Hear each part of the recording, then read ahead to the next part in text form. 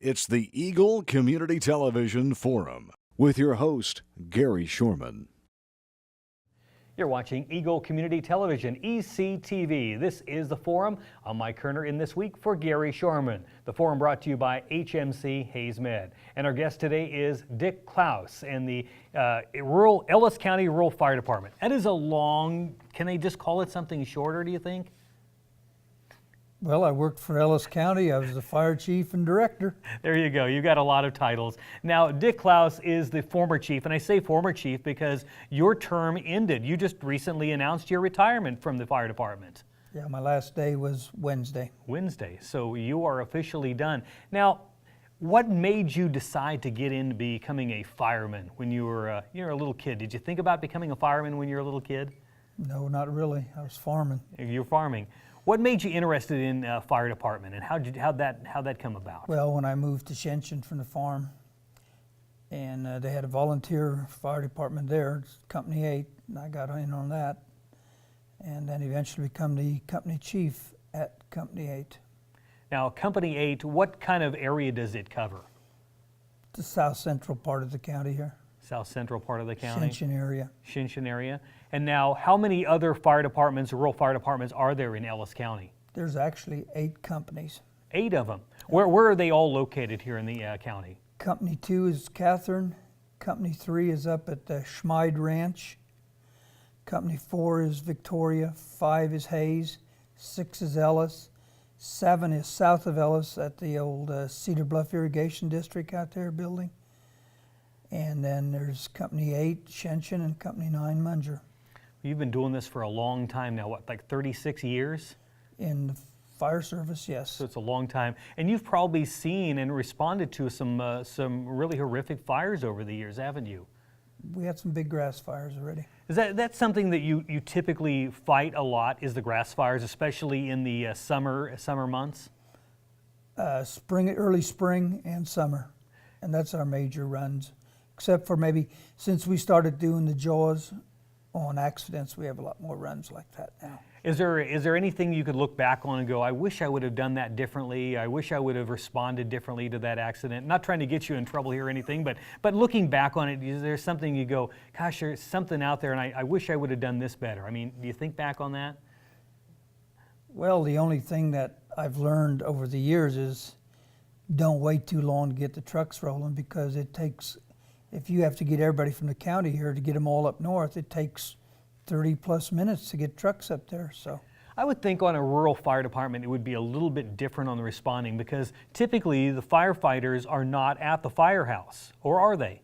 No, So they're working. So they're working, and then they have to come in to the, do they come in where the trucks are, or do they respond and just meet the truck there? Some, both. Depends on if the truck's on the way, they'll have their gear on the trucks on some of the smaller departments. Hayes, Ellis, and Victoria, they usually all go to the station. See, I would think that you have to think a little bit differently as a rural fire department person as opposed to like a city fire chief. There's probably a lot of different things you have to think about. Well, yeah, because we're not fortunate to have fire hydrants all throughout the county, so we have to carry our water with us. And last summer, or the last couple summers, as dry as it's been, there was no water to be taken anywhere out of ponds or anything like that. Are you reading my mind here or something? Because that was going to be my next question. I was going to say, that's one of the disadvantages that you would have as a rural firefighter. You don't have the fire hydrants to worry about like the city would. So you've got to take your own water, or you've got to pump it from whatever you can find as the closest maybe pond or something. Right. And some of these grass fires can get pretty big pretty quick with the winds. Well, we've got good mutual aid with the surrounding counties, so if we need extra trucks or waters, plus the county and even the oil service will bring us water. I don't think about those things either, so that is kind of a neat thing. We even use some of the county blades, their graders, on grass fires to help. Now, is there anything out there that maybe somebody watching, maybe there's somebody out in the rural areas, or maybe they live in town and they've got some rural land that they can do to kind of help cut down on having some grass fires on their property?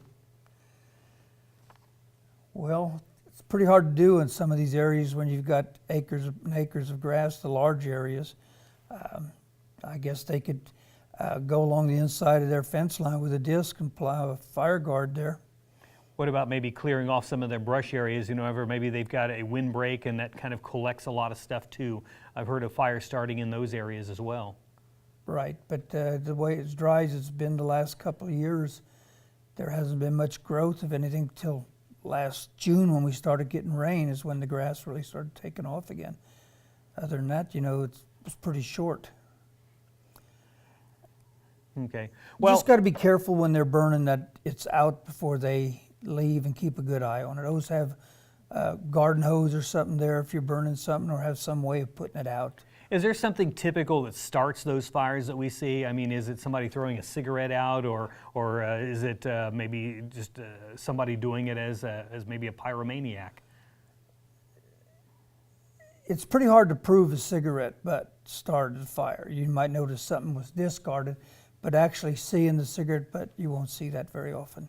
Do you ever know what the causes are of these? Do you have to bring people in to help investigate that? Well, last year when we had all the fires around the country here last summer, we did have the state fire investigators, 2 of them working along with Brad Rickey from the Sheriff's Department investigating them all. And did anything ever come of any of that? Not that I know of. You know, well, I'll tell you what, we're going to come back to you and we're going to talk a little bit more about fires in the county. Again, with us today, it's the Ellis County Rural Fire Chief. He's been the director there for, well, since 1992. It's Dick Klaus, and I want to thank him for being our guest today on the forum. I'm Mike Kerner in for Gary Sharman. Part 2 coming up in just a moment. Hayes Med is your first and best choice for healthcare. They're the only facility providing tertiary level services in this region. With more than 70 physicians and 26 specialties ranging from heart, orthopedic, spine care, cancer, obstetrics and gynecology, wound care, rehabilitation and surgery, including the Da Vinci robotic surgery, Hayes Med is your comprehensive health provider for people throughout Western Kansas. Hayes Med, helping people be healthy. It's a beautiful day in our super high-speed internet great customer service neighborhood. Like you, this is where we live. In fact, our company is employee-owned, so it's our goal to improve the quality of life for everyone in our community by delivering faster, more reliable internet, clearer, more feature-laden phone service, quality TV channels, all with the level of customer service you'd expect from people who are your neighbors. Eagle Communications, our community connected. Hello, you're watching the ECTV Forum. I'm Mike Kerner in for Gary Sharman this week, brought to you by HMC Hayes Med. I want to thank you for being with us today. Dick Klaus is with us, and Dick, of course, now retired Ellis County Rural Fire Director. Dick, we want to thank you for coming here and being our guest today.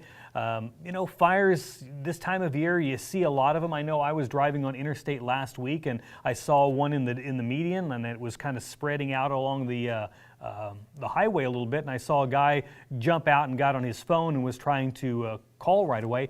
Is that something that's probably best to see, people responding with that right away? Because the quicker people, the public respond, the quicker you guys can get out and get them fought, right?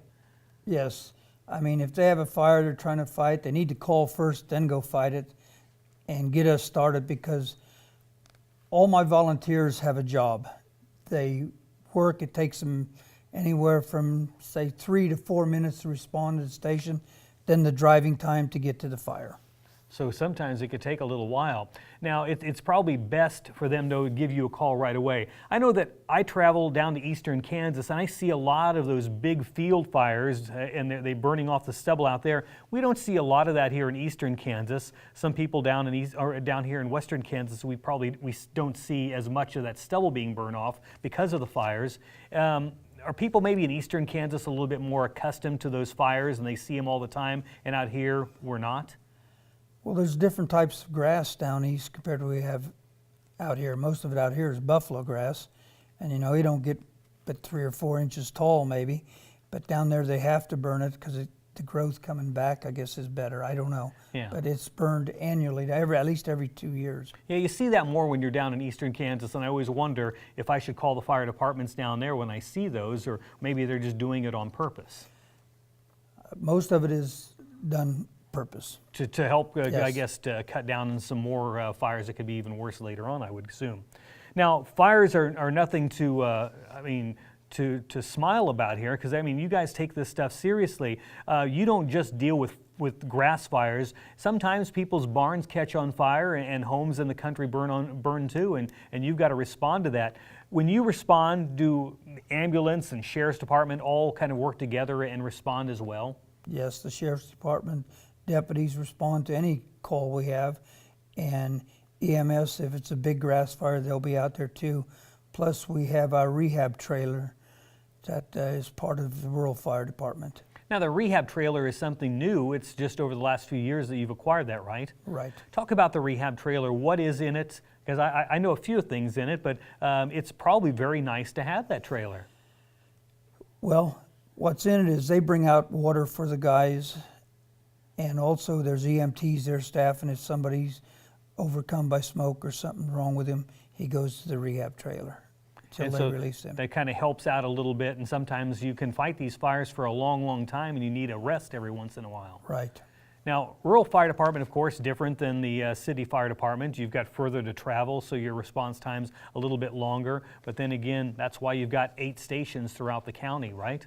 Right, but we have 3 main stations where we have like anywhere from 16 to 20 people, and that's alongst the I-70 corridor. How many rural fire, volunteers do you typically have for each station? It varies, depending on where you're at. But we have, total wide for the 8 stations, we have 80 to 90 volunteers. So 80 to 90 volunteers. Now, if somebody wants to become a volunteer, what would they do to become a volunteer? Call the office, 625-1061. 625-1061. And what would happen? Then you would start an application with them. They'd have to go to some kind of training? Right.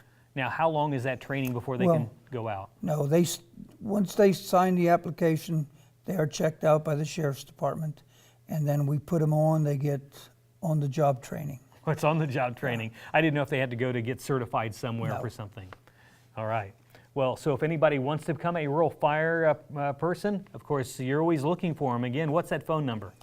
785-625-1061. Very good. Well, I appreciate all your time and all your service you've put in, and even though you're retired, you're probably still going to go hang out with the folks at the fire department every once in a while, and won't you? Oh, sure. And I'm still staying on at Company 8, Shenzhen. Kind of as an advisor and help them out a little bit? Training officer. Training officer. You know, and one of the other things, I bring this up here in closing, I've noticed that over the years, the fire department personnel, rural fire departments, they also go out when we have tornadoes and bad weather to help spot as well, don't they? Yes. So it's not just fires that you're fighting. We've got several fire chiefs that go out and spot from different stations. Well, very good. I again appreciate your service, and thanks for all the time you've put in and the future time you're going to put in helping the young firefighters that are coming aboard here in the future.